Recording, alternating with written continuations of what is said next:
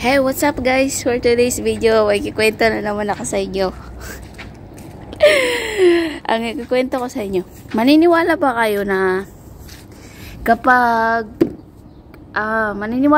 na ang resulta ng sama ng loob at saka galit sa kapwa mo ay kapahamakan? Maniniwala ba kayo? Kasi ako yung tipo ng tao na nagtatanim ng galit eh. Dati yun ha, dati. Ngayon kasi hindi na ako nagtatanim ng galit. Gawa nga lagi kasi akong pinapayuhan ng tita ko dati eh. At saka mama ko dati na kapag mayroong nagkaroon ng kasalanan sa akin, lagi nilang sinasabi na pabayaan mo na yan, pabayaan mo na, ipagdasal mo na lang. Tapos di ako nakikinig talaga. Talagang andun pa rin yung galit ko, ganun. Maniniwala ba kayo nun? Kasi para sa akin, sasabihin ko, hindi pala maganda na magtanim ka ng sama ng loob sa isang tao kasi ikaw din yung mahihirapan. Ikaw yung magdadala ng bigat sa nararamdaman mo.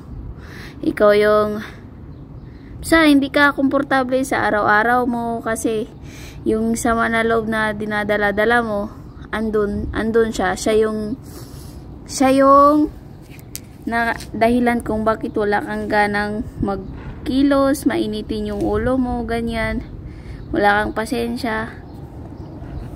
Tsaka para sa akin, na-realize ko, kasi yung panahon na bata pa ako, yung utak ko bata pa, ganun.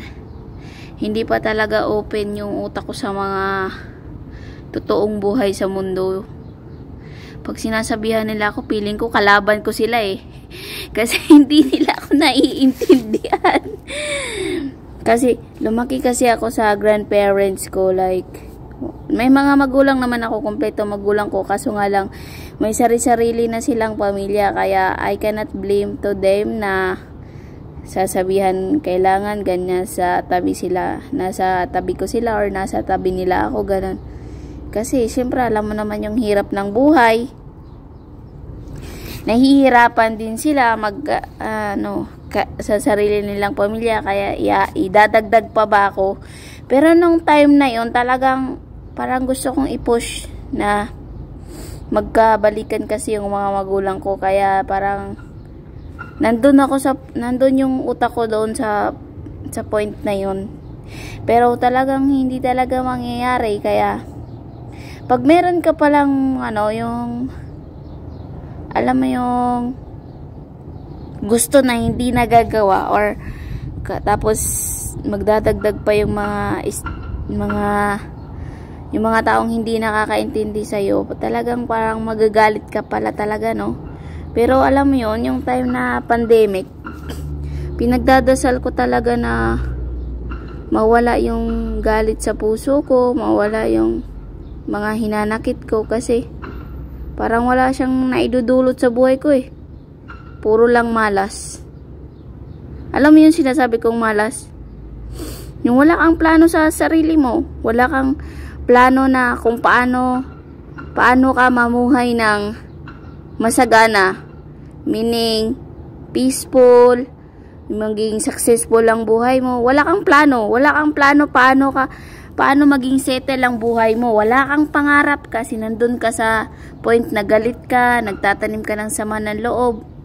Hindi mo iniisip yan. Ang iniisip mo yung galit lang talaga. At saka alam mo yon, yung magiging epekto pala sa'yo pag nagtatanim ka ng sama ng loob, titirhan ka ng mga masasamang espiritu na hindi mo alam. Tinitirhan ka na pala, na nakatira na pala siya sa puso mo, pero hindi mo alam. Kasi nagpupukus ka sa galit eh. Pagka nagtatanim ka ng sama ng loob sa puso mo, ang dami na palang pumapasok sa'yo na hindi mo alam. Ang alam mo lang, nagagalit ka, pero hindi mo alam kung sino-sino ng mga elemento ang pinapatira mo sa puso mo. Kaya pag time na nabuo yung sama ng loob, kapag napupuno na yung space, wala ka nang mapaglagyan, it's either kakayanin mo or hindi mo kakayanin. Kasi yung iba pag di kinakaya, nagpapakamatay. Yung iba naman pag di na kinakaya, nababaliw.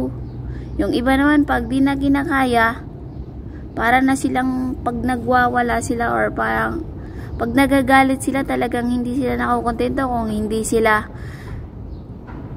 nakakapatay ng tao, hindi sila nagbabasag ng mga gamit, hindi sila naninira ng mga kung ano-ano.